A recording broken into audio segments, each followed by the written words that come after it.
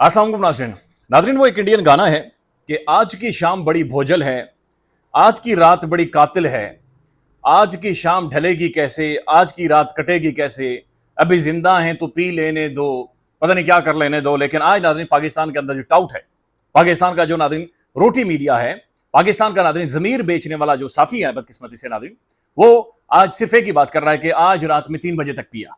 Literally मैं उनके tweets देखकर, उनके एनालिसिस देखकर, उनकी फेक न्यूज देखकर, उनका हसद देखकर, उनकी जेलिसी है, उनके अंदर का नाज़रीन गंदा इंसान देखकर, उनके अंदर का एक गंदा इंटेलेक्ट देखकर नाज़रीन मुझे बड़ी हैरत हुई है नाज़रीन, यकीन माने बड़ी हैरत। मुझे बस एक ही बात ज़हन में आ रही थी कि आज की रात बड़ी कातिल है, आज की रात कटेगी कैसे। डाउट नाज़रीन इसी पोजीशन में और इसी कैफियत में, यकीन माने नाज़रीन, वैसे मुझे ये कमेंट नहीं करना चाहिए, लेकिन बहुत सारे नाज़रीन पाकिस्तान के ऐसे लोग हैं जो साफी बने हुए हैं और जिन्हें देखने से, जिनकी रिपोर्टिंग से आपको महसूस होता है कि ये वाकई नाज़रीन खौफनाक किस्म की कब्ज का शिकार है। लिहाजा जब तक वो कब्ज खुलेगी नहीं, दिमाग ठीक से नाज़रीन इनका काम नहीं करेगा और ठीक तरीके से रिपोर्ट नहीं करेंगे। टाउट ने नाज़रीन रोला डाल दिया पाकिस्तान के अंदर कि ओ जी, सुप्रीम कोर्ट के जजेस ने यह कह दिया, रिटर्न ऑर्डर आने तो दें, रिटर्न ऑर्डर आने तो दें। रिटर्न ऑर्डर के अंदर ट्विस्ट है, रिटर्न ऑर्डर के अंदर ऐसे ट्विस्ट होगा, इमरान खान इंज कर गया, इमरान खान उंज कर गया। अंदाजा लगाएं एक लम्हे के लिए नाज़रीन कि इस मुल्क के अंदर, पाकिस्तान के अंदर, जो कि एक डेमोक्रेटिक मुल्क है, 25 करोड़ आबादी जिंदा लोगों का मुल्क है, 25 करोड़ जिंदा, मरे हुए करोड़ों को छोड़ने जिंदा 25 करोड़ लोगों का मुल्क है।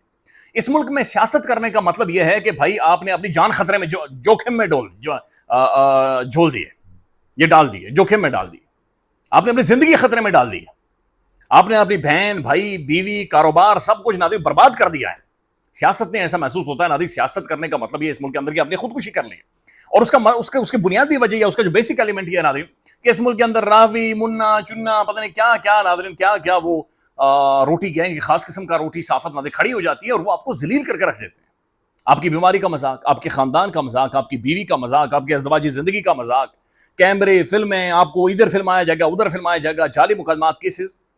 एक बड़ा एबनॉर्मल किस्म का नाज़रीन बदकिस्मती से पाकिस्तान के अंदर एक पॉलिटिकल बिहेवियर है और उसको नाज़रीन रोटी मीडिया उसको सेफ हेवन के तौर पर नाज़रीन ट्रीट करता है। चूंकि रोटी मीडिया का जो इंटरेस्ट है नाज़रीन, और पाकिस्तान के अंदर जो पॉलिटिकल पार्टीज हैं मुख्तलिफ, जो दो सूबों के ऊपर बाकायदे से काबिज हैं, उनकी भी नाज़रीन सेफ हेवन इसी चीज में है कि सिस्टम, निजाम, चेंज, तब्दीली, पॉलिटिकल टेम्परेचर डाउन होना, पॉलिटिकली मामला स्मूथ तरीके से चलना, ये इनके इंटरेस्ट में नहीं है।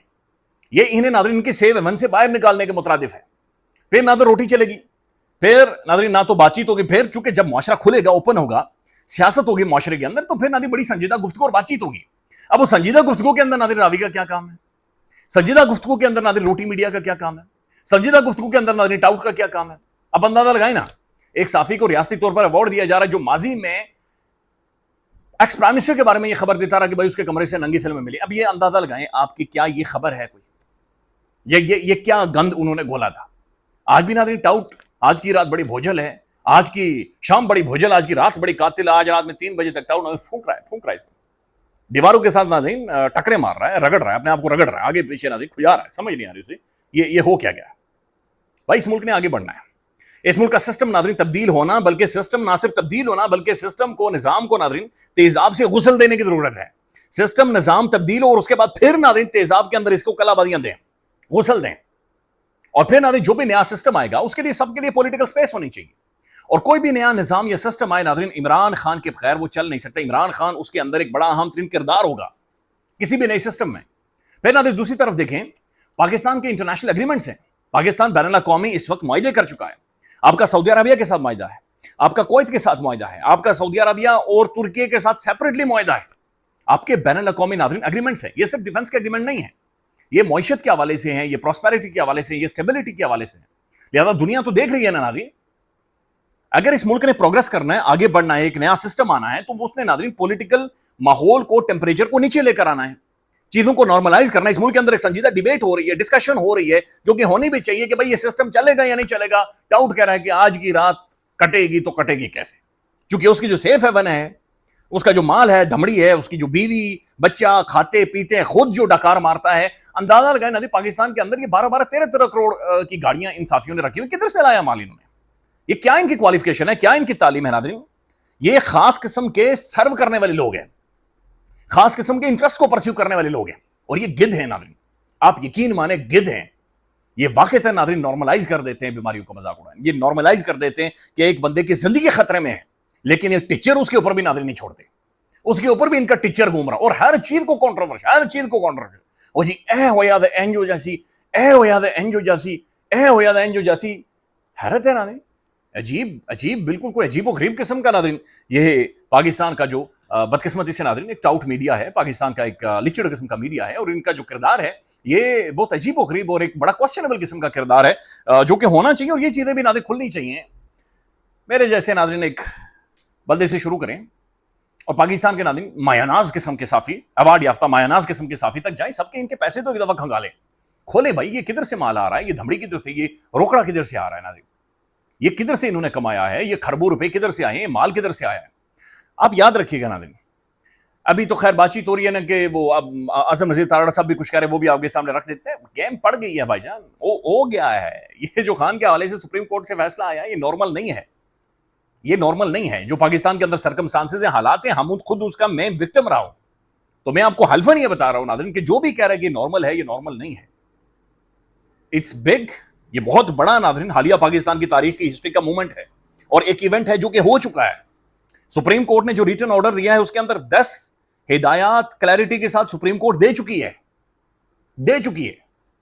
یہ بہت بڑا ایونٹ, ایک زلزلہ برپا ہو گیا ہے, اور یہ آغاز ہے اس بڑے زلزلے کا جو کہ بڑا آنا ہے, جہاں پر سیف ہیونز کھولی جائیں گی.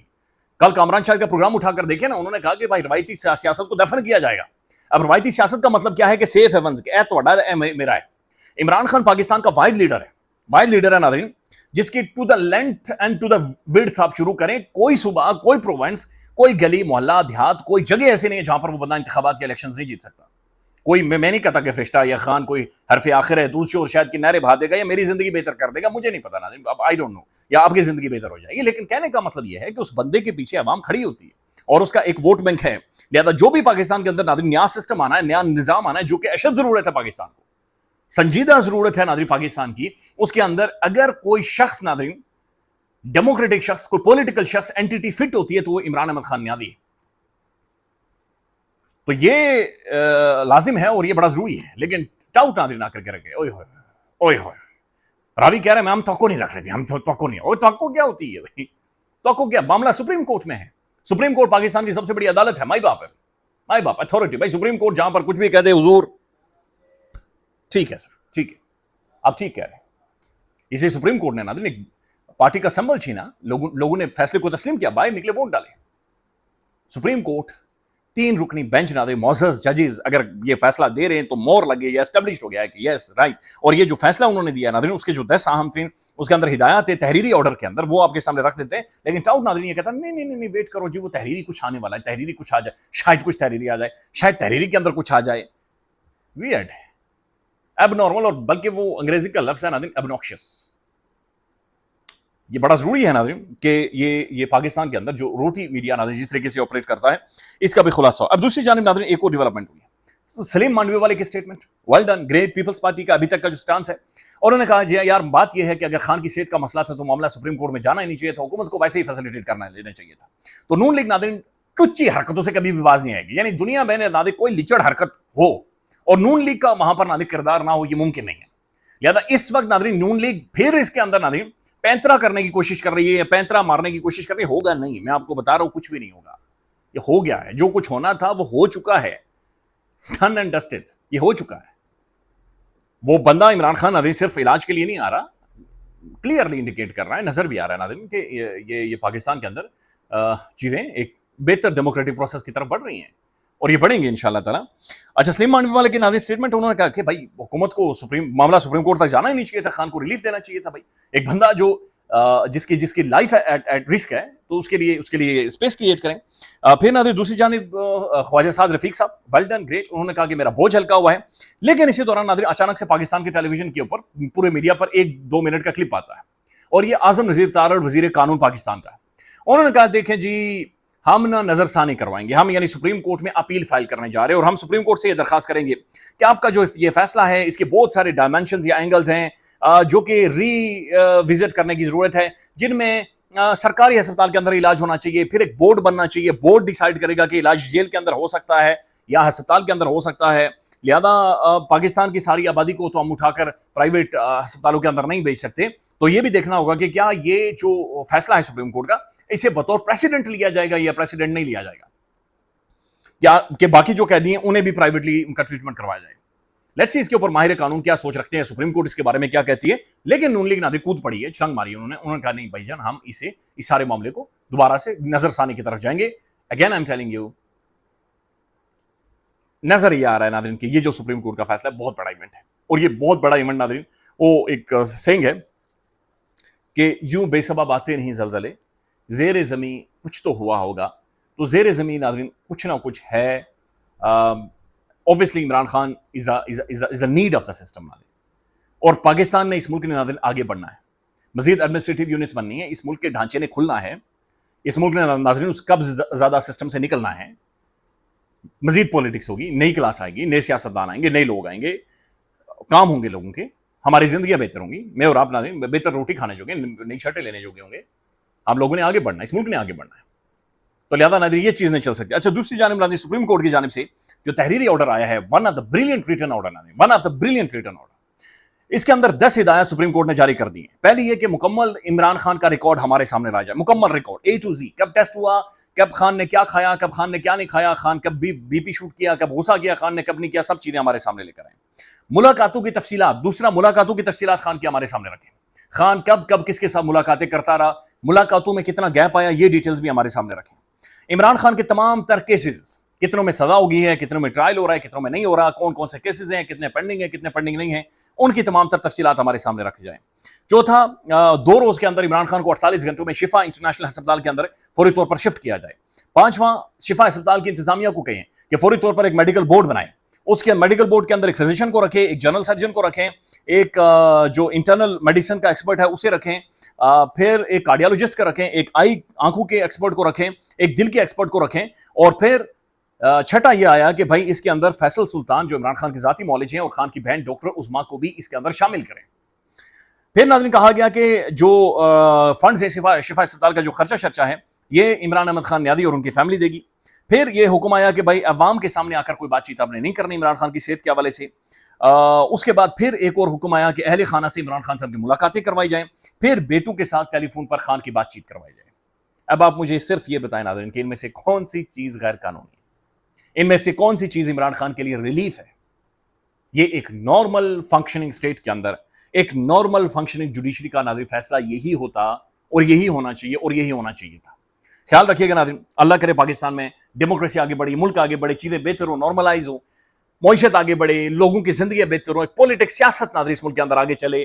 یہ جو آج کی رات کٹے گی کیسے والا یہ جو سسٹم ہے ناظرین یہ سارٹ آؤٹ ہونا چاہیے. خیال رکھیے گا جی, اللہ حافظ.